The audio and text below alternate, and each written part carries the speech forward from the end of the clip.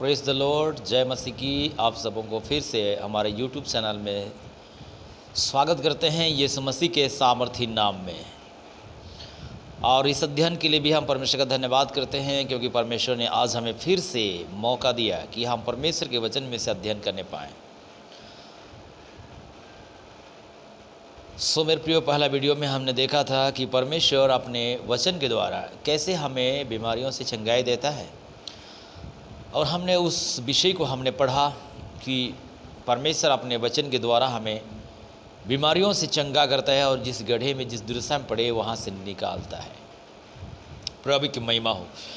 आज हम लोग देखेंगे मेरे प्रियो कि परमेश्वर की आज्ञा को मानने से क्या प्रतिफल मिलता है, क्या आशीष मिलती है। आज हम पवित्र बाइबल में से अध्ययन करेंगे और हम लोग आज दूसरा राजा की पुस्तक खोलेंगे। हम लोग दूसरा राजा की पुस्तक और 5 अध्याय और वचन हम लोग पढ़ेंगे 9 से। तब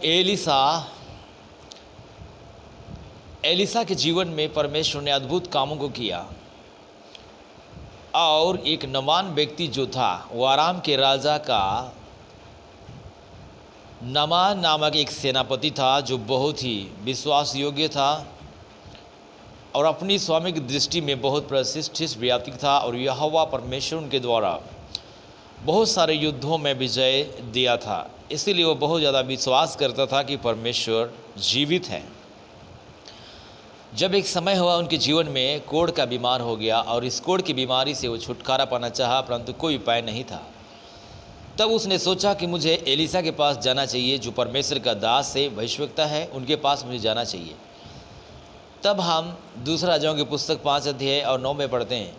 तब नमान घोड़ों और रथों समेत एलिसा के द्वार पर आकर खड़ा हुआ, यह कहकर कि एलिसा प्रार्थना करेगा परमेश्वर से, अपने परमेश्वर से प्रार्थना करेगा इस बीमारी से मुझे ठीक करने के लिए। और इसीलिए वो एलिसा के पास गया। तब हम 10 से पढ़ते हैं। तब एलिसा ने एक दूत से उनके पास कहला भेजा कि तू जाकर यरदान में 7 बार डुबकी मार, तब तेरा शरीर ज्यों का त्यों हो जाएगा और तू शुद्ध होगा।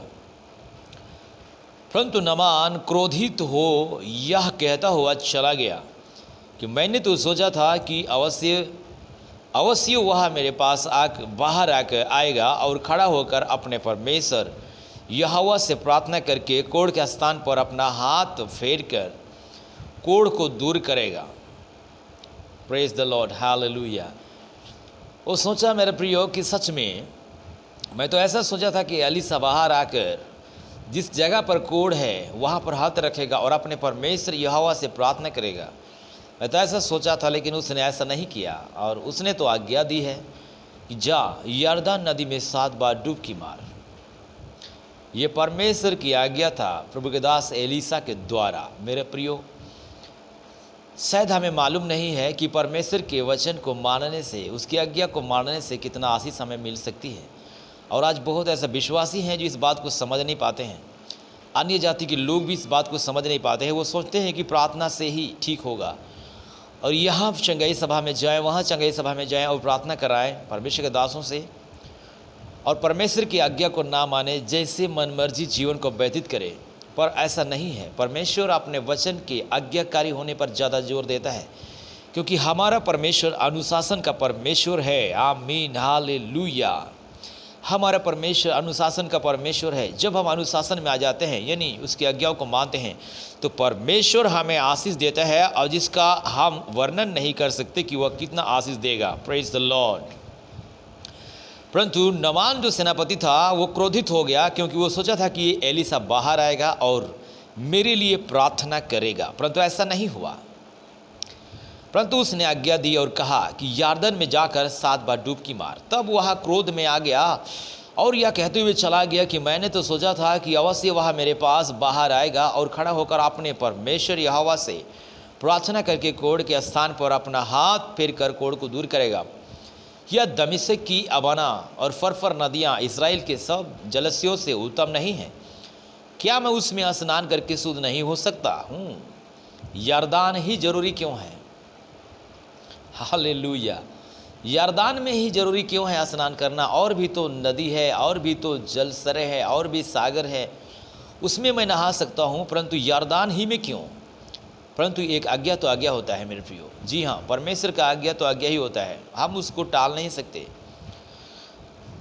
नाराज हो गया, गुस्सा हो गया और क्रोध से भरा हुआ लौट कर चला गया। तब उसके सेवक पास आकर कहने लगे, हे हमारे पिता, यदि भविष्यवक्ता तुझे कोई भारी काम करने की आज्ञा देता तो क्या तू उसे ना करता?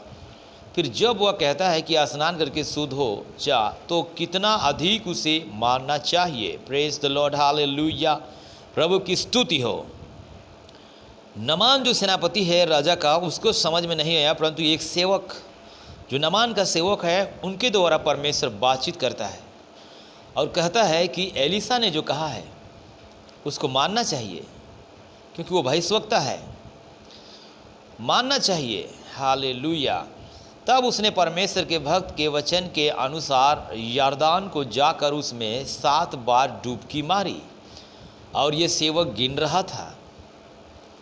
सेनापति हो या प्रधानमंत्री हो या मुख्यमंत्री हो या कोई भी क्यों ना हो, परमेश्वर की आज्ञा तो सारे मानव जाति के लिए है और उसे हमें मानना ही कर्तव्य है। प्रेज द लॉर्ड, मानना ही हमारे लिए आशीष है। मेरे प्रियो, आज जितने भी इस समय यूट्यूब पर जो वीडियो देख रहे हैं मेरे मसीह भाई बहन, मैं आपको बताना चाहता हूँ, चंगाई सभा प्रार्थना से बढ़कर यदि आप परमेश्वर की आज्ञा को माने तो अलौकिक छुटकारा परमेश्वर का वचन करता है। आमेन, हालेलुया, प्रभु की महिमा हो। और वह तुरंत चंगा हो गया और छोटे लड़के का सा हो गया और वह शुद्ध हो गया, यानी कोढ़ की बीमार से वो पूरी तरह से छुटकारा पा लिया। आप समझ सकते हैं आज्ञाकारी मानने से क्या हुआ। रिजल्ट नहीं दिख रहा था कि क्या होने वाला है, उस बात को मानने से क्या होगा, रिजल्ट नहीं था, परंतु आज्ञा मानने के बाद उसको समझ में आया मेरे प्रियो कि परमेश्वर ने अद्भुत रीति से उनको उस कोढ़ की बीमार से छुटकारा दे दिया। परमेश्वर की महिमा हो, हालेलुया। आज कितने लोग प्रार्थना कराते हैं, चंगाई सभा में जाते हैं, प्रार्थना कराते हैं, वो बीमारी थोड़े समय के लिए ठीक होता है, फिर से वो बीमारी वापस आता है। उसका कारण है कि उन्होंने परमेश्वर का वचन को मानना नहीं सिखाया, और मानना नहीं सिखाने के कारण से वो बीमार फिर से वापस आता है। परंतु यदि हम उस वचन के अनुसार जिएँ तो परमेश्वर की छुटकारा को हमेशा बनाए रखा जा सकता है। प्रभु की महिमा हो, हालेलुया। जी हाँ मेरे प्रियो, मैं आइए इस समय आपको ले चलता हूँ नया नियम की पुस्तक में। जब यीशु मसीह, हमारे प्रभु यीशु मसीह जब धरती में थे, पृथ्वी में थे, तो कैसे लोगों को छुटकारा दिया, मैं आपको थोड़ा बताना चाहता हूँ। और बहुत ही अद्भुत है, परमेश्वर के वचन को मानने से कितना अद्भुत आशीष मिलता है यीशु मसीह के नाम में। लूका सुसमाचार 17 अध्याय और 11 वचन को मैं पढ़ूंगा आपके लिए। लूका सुसमाचार 17 अध्याय और 11 वचन। ऐसा हुआ कि वह यरूशलेम जाते हुए सामरिया और गलील के बीच में होकर जा रहा था। किसी गांव में प्रवेश करते समय उसे 10 कोढ़ी मिले। 10 कोढ़ी मिले। उनको गांव से बाहर कर दिया गया होगा, परिवार से अलग कर दिया है, भाई बहन से, माता पिता से, सबसे अलग कर दिया, क्योंकि ये कोढ़ की बीमारी इतना खतरनाक संक्रमण रोग है, इसमें इतना भयानक वायरस है मेरे प्रियो। यदि कोढ़ की बीमार अगर उस गांव से चले जाएं, शहर से चले जाएं, तो कितने लोगों को कोढ़ की संक्रमण हो सकता है। इसीलिए इनको एक गांव में रखा गया था, अलग रखा गया था। वह उस मार्ग से कोई नहीं जा सकता है डर के वजह से, क्योंकि ये कोढ़ की बीमारी है और ये शरीर गलते गलते इंसान मर जाता है, उसका कोई इलाज नहीं है। उन्होंने दूर खड़े होकर ऊंचे शब्द से कहा, हे यीशु, हे स्वामी, हम पर दया कर। उसने उन्हें देखकर कहा, जाओ और आपको याजकों को दिखाओ। Praise the Lord, hallelujah. ये लोग भी सोचा होगा कि यीशु मसीह आएगा और हम पर अपने हाथों को बढ़ाएगा, हम पर अपना हाथ को रखेगा और कहेगा, मैं चाहता हूं तुम शुद्ध हो जाओ, परंतु ऐसा नहीं किया। उन्होंने दूर खड़े होकर ऊंचे सबसे कहा, हे स्वामी, हे यीशु, हे स्वामी, हम पर दया कर। इसका मतलब वो जानते थे कि ये बीमारी संक्रमण है और ये फैलता है, इसलिए वो सामने नहीं आ सके। बहुत ही घातक बीमारी है मेरे प्रियो। दूर खड़े होकर उन्हें पुकारा, पर यीशु मसीह ने उसे देखकर कहा, जाओ और अपने आप को याजक को दिखाओ। याजक यानी याजक कहाँ होते हैं? मंदिर में। याजक परमेश्वर के मंदिर में होते हैं, परमेश्वर के भवन में होते हैं, यानी चर्च में होते हैं। प्रभु ने कहा उन्हें, तुम आराधनालय में जाओ, तुम आराधनालय में जाओ, जहाँ परमेश्वर की महिमा और आराधना और संगति होता है, जहाँ प्रभु का याजक है, वहाँ जाओ तुम। हालेलुया। अब आगे हम देखते हैं, और वे जाते वे शुद्ध हो गए। प्रेज द लॉर्ड, प्रभु की महिमा हो। 10 कोड़ी में से प्यार से कोई भी उसकी बात को नहीं माना होगा, जरूर गुस्साए होंगे, क्रोध में आए होंगे, जैसे नामान गुस्सा में आ गया। नामान जो सेनापति है वो क्रोध में आ गया। एलिसा ने कहा कि जा और यर्दान में 7 बार डुबकी मार। यदि 6 बार मारता है तो भी ठीक नहीं होगा, क्योंकि 7 बार कहा तो 7 बार मारना ही होगा। हालेलुया, प्रभु की स्तुति हो। आज्ञा तो आज्ञा होता है ना जी, हम घटा नहीं सकते, बढ़ा भी नहीं सकते। सो यहाँ पर प्रभु ने कहा उनको, जाओ और याजक को दिखाओ। अब हमें ये बात समझना चाहिए कि याजक कहाँ होते हैं? परमेश्वर के भवन में। तो प्रभु ने इन्हें परमेश्वर के भवन भेजा, और ये गुस्साए होंगे, नाराज हुए होंगे, लेकिन गुस्सा के बावजूद भी उन्होंने परमेश्वर यीशु मसीह की बातों को, उसकी आज्ञाओं को माना, और वे लोग जाने लगे। उनको रिजल्ट मालूम नहीं था क्या होने वाला है। मंदिर जाने से क्या होगा उनको मालूम नहीं था, परमेश्वर की बात को मानने से क्या होगा उन्हें पता नहीं था, क्योंकि रिजल्ट पहले नहीं मिलता है, प्रतिफल पहले नहीं मिलता है। जब परमेश्वर की बात को मानते हैं तब ही हमें प्रतिफल दिखाई देता है मेरे प्रियो। इसीलिए हम परमेश्वर की आज्ञाओं को माने जो प्रभु ने कहा है। हालेलुया, प्रभु की स्तुति हो। आप देखिए, वे जाते ही जाते शुद्ध हो गए। तब उनमें से एक यह देखकर कि मैं चंगा हो गया हूँ, ऊंचे शब्द से परमेश्वर की बढ़ाई करता हुआ लौटा। Praise the Lord, hallelujah. परमेश्वर की बढ़ाई करता हुआ लौटा और यीशु के पांव पर मुंह के बल गिरकर उसका धन्यवाद करने लगा। और वह सामरी था, अन्य जाति था, सामरी था, सामरी, अन्य जाति। प्रभु की महिमा हो। हालेलुया।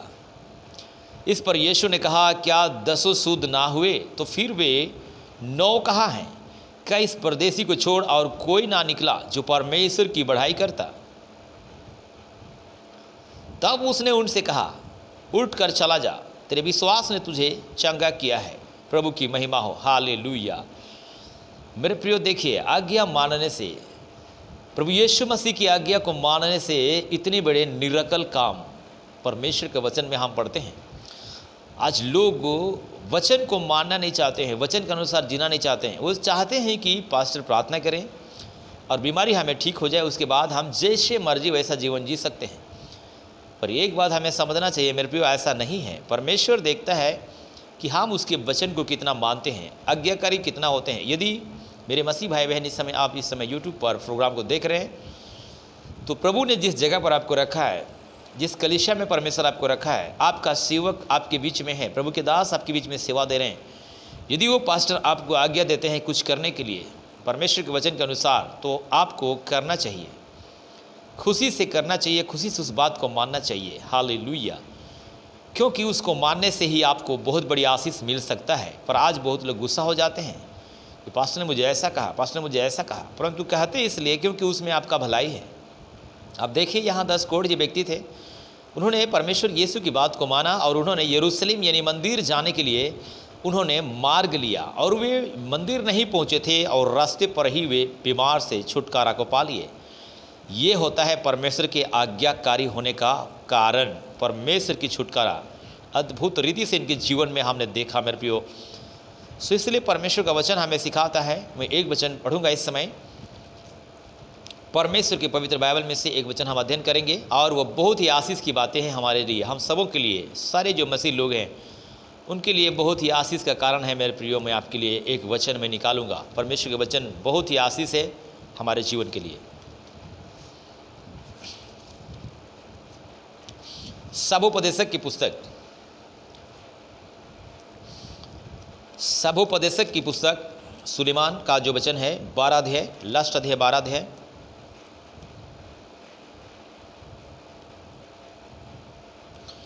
और उसका 13 वचन को हम पढ़ते हैं। सब कुछ सुना गया, अंत की बात यह है कि परमेश्वर का भय मान और उसकी आज्ञाओं का पालन कर, क्योंकि मनुष्य का संपूर्ण कर्तव्य यही है। क्योंकि परमेश्वर सब कामों और सब गुप्त बातों का चाहे वे भली हो या बुरी न्याय करेगा। Praise the Lord. लिखा है सब कुछ सुना गया, हम मसीह में आ गए, सब कुछ जान गए। अंत की बात यह है कि परमेश्वर का भय मान। परमेश्वर का भय मानने का अर्थ होता है बुराई से अलग रहना। हालेलुया।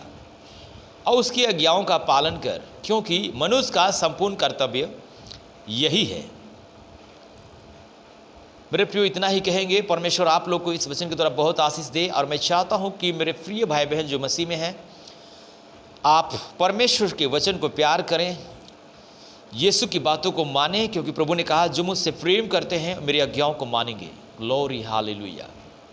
जी हाँ, यूहन्ना सुसमाचार में प्रभु यीशु मसीह ने कहा जो मुझसे प्रेम करते हैं मेरी आज्ञाओं को मानेंगे। हालेलुया। यदि हम यीशु से प्यार करते हैं तो उसकी वचन को मानेंगे मेरे प्रियो। और परमेश्वर के वचन को मानने से, उसकी आज्ञाओं को मानने से जो रिजल्ट हमने देखा बाइबल में इस समय, शायद आने दिनों में हमारे लिए भी बहुत बड़ी आशीष का कारण हो सकता है, जो अब तक हमें नहीं मिला, अब तक छुटकारा नहीं मिला। लोग बीमार में हैं, समस्या में हैं, सब जगह प्रार्थना में जा रहे हैं, परंतु आज आप ये काम करें कि परमेश्वर के आज्ञा के अनुसार, और परमेश्वर के दास लोग जो आपके बीच में सेवा दे रहे हैं चर्च में, उनकी बातों को माने। परमेश्वर निश्चित रूप से हमें बहुत आशीष करेंगे, क्योंकि आज्ञा मानने से ही परमेश्वर का बहुत बड़ा आशीष है। मैं इतना ही कहना चाहूँगा मेरे प्रियो, परमेश्वर इस वचन के द्वारा आप लोग को बहुत बहुत आशीष दें। और यदि इस वचन के द्वारा आपको आशीष मिल रहा है, और सचमुच में अच्छा लग रहा है मेरे प्रियो, तो लाइक और शेयर और सब्सक्राइब कीजिएगा ज़रूर, ताकि जब भी वीडियो हम अपलोड करेंगे परमेश्वर का वचन आपको सबसे पहले मिले। इतना ही कहेंगे। परमेश्वर आप सबको इस वचन के द्वारा बहुत बहुत आशीष दे। God bless you. आमीन।